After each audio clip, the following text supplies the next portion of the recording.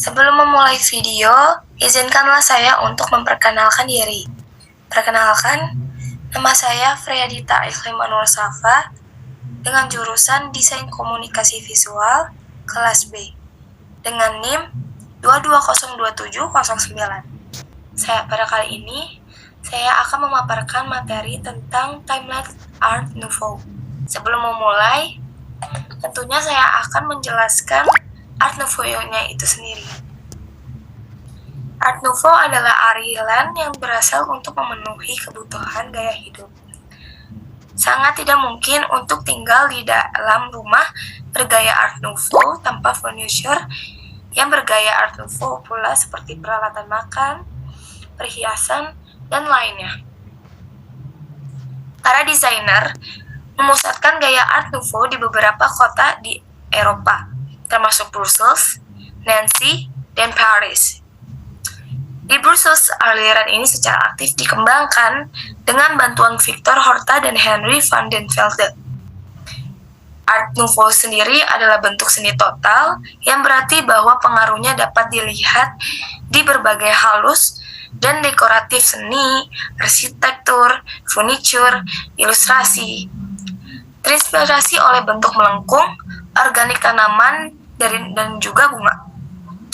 Art Nouveau adalah gaya yang sangat dekoratif, romantis, dan juga hiasan yang terdapat di sangkal. Sangat indah untuk dilihat. Art Nouveau ini berawal dari tahun 1887 hingga 1918.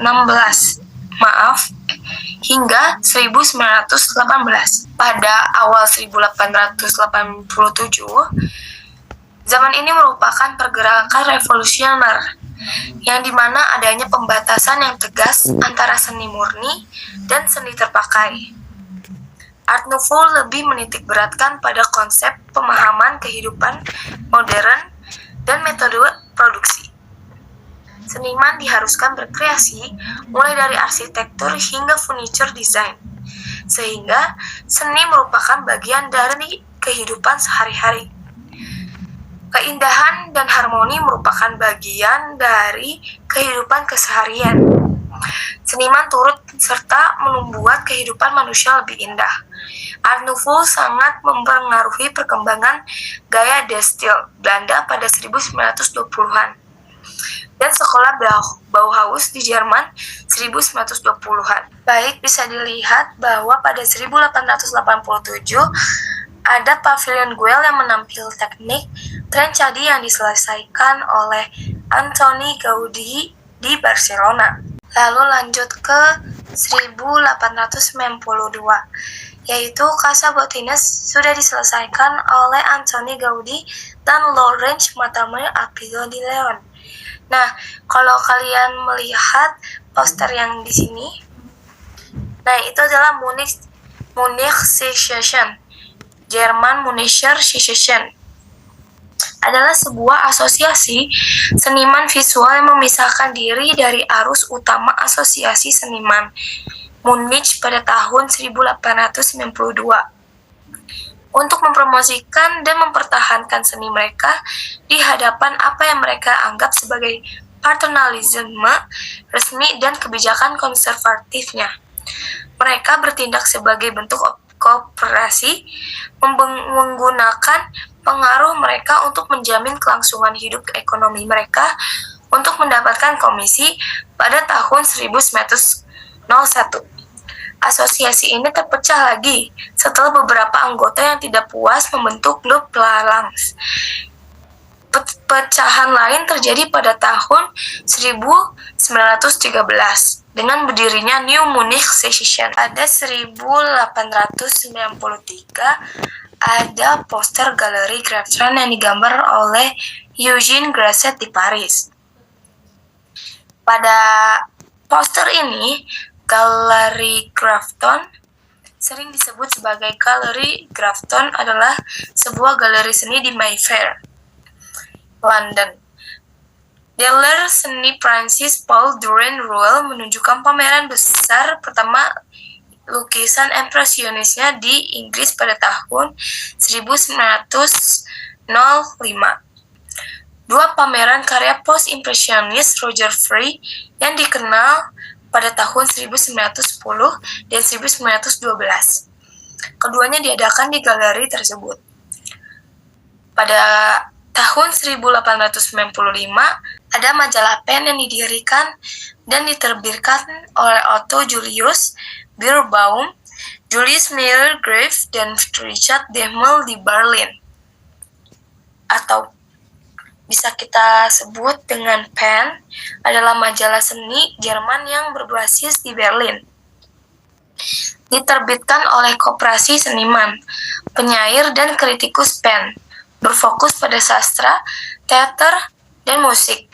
Majalah ini menerbitkan lebih dari 20 edisi tanpa mengacu pada pertanyaan komersial, moral, pribadi, atau polemik, hanya menghargai sudut pandang estetika murni. Misi majalah ini demokratif dalam komitmennya pada Gesamtkunstwerk, yaitu karya seni yang disintesis, dan memberikan dukungan kepada seniman muda dari segala jenis. Pada tahun 1898, terbangunlah Castle Brenger yang diselesaikan oleh Hector Guimard di Paris. Nah, kalau dilihat dari gambar ini, bangunan ini dinamakan yaitu Cecil Hall, yang diselesaikan oleh Joseph Maria Olbrich, Coleman Moser, dan Othman Schikowitt di Wina. The Session Building adalah ruangan pameran di Wina, Austria. Itu diselesaikan pada tahun 1898 oleh Joseph Maria Olbrich sebagai manifesto arsitektur untuk pemisahan Wina. Sekelompok seniman pemberontak yang memisahkan diri dari institusi seni rupa yang telah lama berdiri. Nah, dilanjut pada tahun 1901. Ada di sini lukisan Coleridge Right to War yang dilukis oleh Akseli Gallen-Kallela di Kadipaten Agung, Finlandia. Coleridge for War adalah lukisan karya Akseli Gallen-Kallela dari tahun 1901. Dia melukis subjek dalam lukisan tempera dengan ukuran 89 x 128 cm dan sebagai fresko dengan ukuran 355 x 687 cm yang terletak di Aula Musik Old Student House of Helsinki University. Kita lompat pada tahun 1902, ada eksposisi seni dekoratif modern. Nah, kalau kalian lihat itu, di sini ada gambar cerobong asap. Ini difoto di bangunan Casa Leo Morera. Adalah bangunan yang dirancang oleh arsitek modernisasi yang terkenal Louis Modernissi Mortaner, yang terletak di Passeig de Gracia 35 di distrik Eixample, Barcelona. Pada tahun 1902, Francesca Morera menugaskan Luis de Mesa y Mortaner untuk merombak Casa Rocamora kuno yang dibangun pada tahun 1864. Dia meninggal pada tahun 1904 dan bangun di namai menurut nama putranya, Albert Lelei Morera. Lompat lagi ke tahun 1913.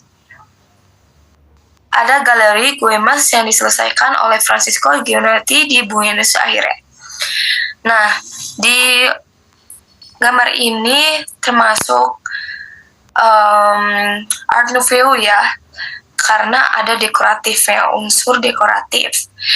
Dekorasi ini ditemukan di bangunan Galeri Güemes, yaitu galeri komersial yang terletak di Florida Street, di kota Buenos Aires, yang dirancang dengan gaya Art Nouveau oleh arsitek Italia, yaitu Francisco Gionetti pada tahun 1913.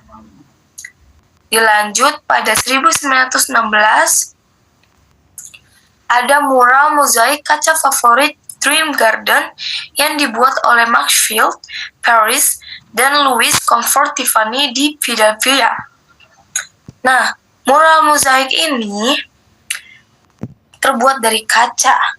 Kaca Fairy Frill adalah jenis kaca seni warna-warni yang dikembangkan oleh Louis Comfort Tiffany.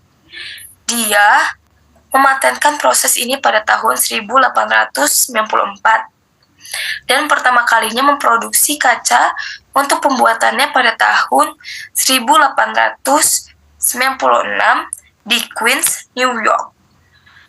Ini berbeda dari kebanyakan kacamata warna-warni karena warnanya sudah tertanam di dalam kaca itu sendiri, serta memiliki pewarnaan yang khas. Tiffany memenangkan hadiah utama di pameran Paris 1900 untuk gelas Fairfield miliknya.